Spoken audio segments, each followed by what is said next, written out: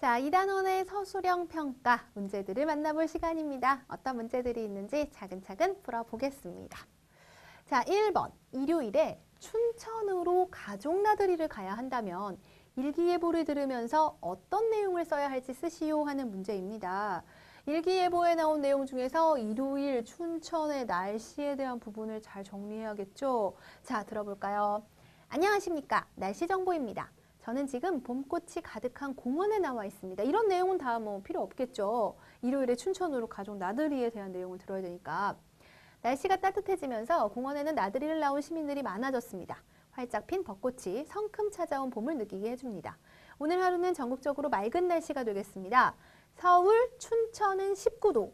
춘천의 온도가 19도라는 얘기 좀 중요하죠. 강릉, 청주, 전주 등은 20도까지 낮 기온이 올라가겠습니다. 일요일에도 산책하기 좋은 날씨가 되겠습니다. 서울, 춘천은 20도, 청주와 진주 등은 21도의 따뜻한 날씨가 예상됩니다. 자, 앞에 서울, 춘천이 19도인데 얘는 오늘의 날씨이기 때문에 지금 일요일에 춘천으로 가족 나들이를 가는 거니까 오늘 춘천의 기온은 크게 중요하지가 않죠. 일요일이 어떠한가? 산책하기 좋대요. 춘천은 20도까지 올라간다는 거. 이런 내용들을 정리를 하면 좋겠죠. 청주와 진주 등은 21도의 따뜻한 날씨가 예상됩니다. 하지만 아침 저녁으로는 5도에서 6도의 쌀쌀한 날씨가 예상됩니다. 일교차가 크니 감기에 걸리지 않도록 조심하세요. 그러니까 춘천이 일요일에 20도까지는 올라가는데 그래서 산책하기는 좋은 날씨인데 그 일교차가 커요. 때문에 이제 좀 긴 옷, 겉옷 같은 걸 준비해야 되겠다. 이런 내용들을 정리하면 좋을 것 같습니다. 따라서 답을 써보면 일요일 날씨에 대해서 정리를 하는 거죠. 일요일에도 산책하기 좋은 날씨가 되겠습니다. 있기 때문에 이렇게. 그리고 춘천으로 가는 거니까 춘천이 20도까지 올라간다는 내용. 그리고 문제는 여기 좀 조심해야 된다는 거. 일교차에 대한 얘기도 있으니까 아침 저녁으로 일교차가 크므로 따뜻한 옷이 필요하겠다와 같은 내용을 적으면 정답이 되죠. 자, 이어지는 문제도 만나보겠습니다. 문단에서 중심 문장을 찾는 방법을 쓰고 다음 문단에 중심 문장을 쓰시오 하는 문제인데요. 자, 중심 문장이라고 하는 건 문단에서 가장 중요한 내용을 담는 문단의 내용을 대표하는 문장이죠. 따라서 중심 문장을 찾을 때는 어떤 문장이 이 문단의 내용을 대표하고 있는가 이런 것들을 생각해 보면 될 것 같아요. 자, 문단을 보겠습니다. 동물들이 소리를 내는 방식은 다양합니다. 성대를 이용하여 소리를 내는 동물도 있고 다른 부위를 이용하는 동물도 있습니다. 정말 다양하네요. 그렇다면 이 둘 문장 중에서 중심 문장, 나머지 내용을 대표하고 있는 문장은 동물들이 소리를 내는 방식은 다양합니다 하는 내용이 되겠죠. 다음 문장은 어떻게 다양한지에 대한 자세한 설명이니까 뒷받침 문장이 됩니다. 자, 그렇다면 답을 써보도록 하겠습니다. 중심 문장을 찾는 방법, 어떻게 찾는다? 문단의 내용을 대표하는 문장이 중심 문장이잖아요. 문단에서 가장 중요한 문장을 찾습니다. 또는 문단의 내용을 대표하는 문장을 찾습니다와 같이 써주면 되겠고 그래서 이 문단의 중심 문장은 뭐다? 동물들이 소리를 내는 방식은 다양합니다. 처음 문장을 적으면 정답이 되네요. 자, 이어지는 문제도 살펴보겠습니다. 다음은 나무 그늘을 산 총각을 읽고 어떤 방법으로 사건을 정리하였는지 쓰시오 했는데 자, 사건이 그늘이 사라지자 총각이 집으로 돌아갔고 그 다음에 총각이 동네 사람들을 그늘로 부르자 욕심쟁이 영감이 마을을 떠났다는 사건인데요. 이 사건을 정리할 때 앞에 보니까 어때요? 그날 저녁이라는 시간과 함께 욕심쟁이 영감의 집이라는 장소도 나와 있죠.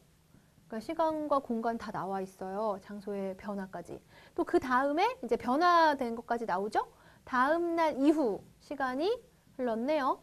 욕심쟁이 영감의 집 앞 느티나무 그늘로 장소도 바뀌었습니다.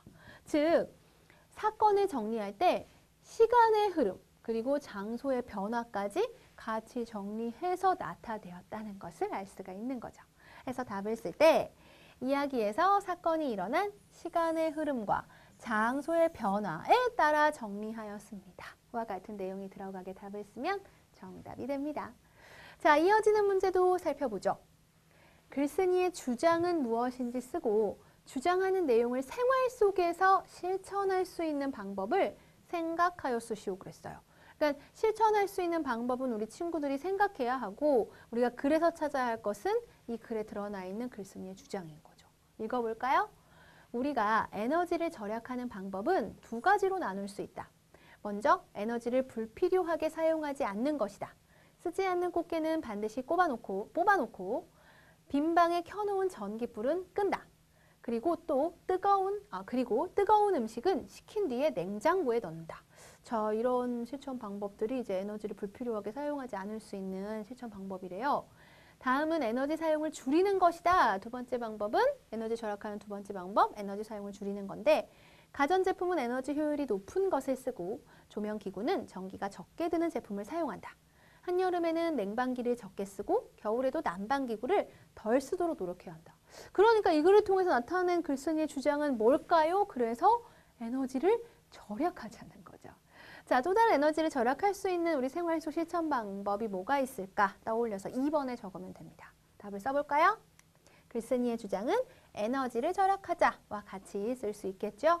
생활 속 실천 방법으로는 냉장고 문을 자주 열지 않습니다. 또는 텔레비전을 보지 않을 때는 끕니다와 같은 실천 방법을 쓰면 주장하는 내용하고도 잘 어울리게 답을 쓸 수 있네요. 자, 그래요. 주장은 무엇인지 쓰라는 거니 그래서 찾아야 하는 거고요. 생활 속 실천 방법은 생각하여 쓰라고 했기 때문에 글쓴이의 주장을 잘 실천할 수 있는 방법 우리 친구들이 떠올려서 적어주시면 되겠습니다. 자, 서술형 문제들 문제에서 요구하는 답을 내가 알맞게 썼는가가 핵심이에요. 무조건 길게 썼다고 해서 답이 되지는 않습니다. 문제를 꼼꼼하게 읽는 것부터 연습해 보기 바랍니다.